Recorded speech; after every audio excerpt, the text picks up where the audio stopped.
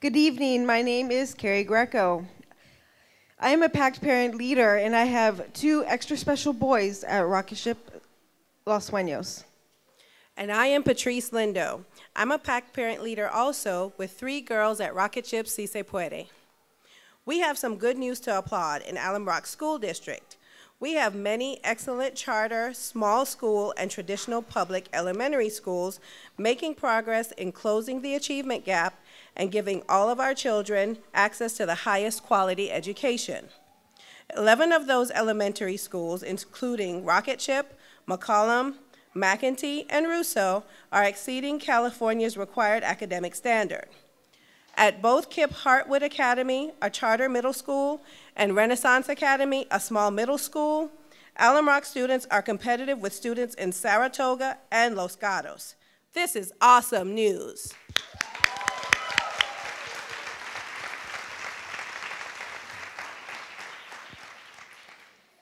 But we still have a very long way to go. Of the 5 traditional middle schools in Alum Rock, not a single one, not a one even comes close to the basic academic standard of 800 required by the state of California as measured by the Academic Performance Index.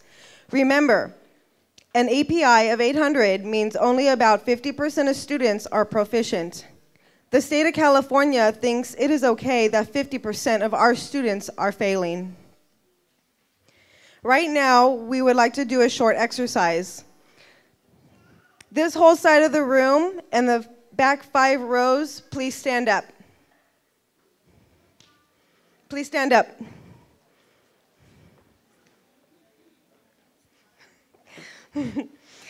Look around at each other.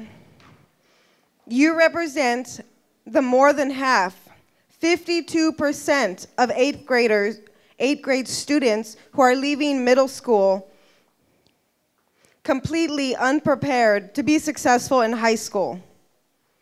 Thank you. You may now have a seat. Here is a graph that shows the API scores of 2011 for Alum Rock Middle School English language learners. Please note, at Madsen, ELLs have an API of 622. At KIPP, ELLs are at 893. That is a 271-point difference. At KIPP, almost every student is proficient or advanced. We did our homework. This is the same community, the same family situations and educational attainment, same jobs and language backgrounds. So why the huge difference in their academic achievement? The crisis in our schools and in public education is linked to other serious tragedies in our community. We have suffered 19 homicides in San Jose already this year, including a boy right across the street from Rocket Ship Mosaic. Let's take a moment to remember this tragedy that has had a major impact on the families of the boys involved and on everybody living in that neighborhood. For too many families, this is a matter of life and death. What happens in communities when children do not go to good schools? Our young people become susceptible to negative influences and continue to disproportionately experience racial profiling, suspensions and expulsions, hopelessness, and fear. All the statistics we'll share tonight help to prove this point. This is not an accident, and it doesn't have to be this way. We have a dropout crisis in San Jose. Around 1,300 students a year drop out or are pushed out of our local high schools. That's equivalent to an entire school completely empty.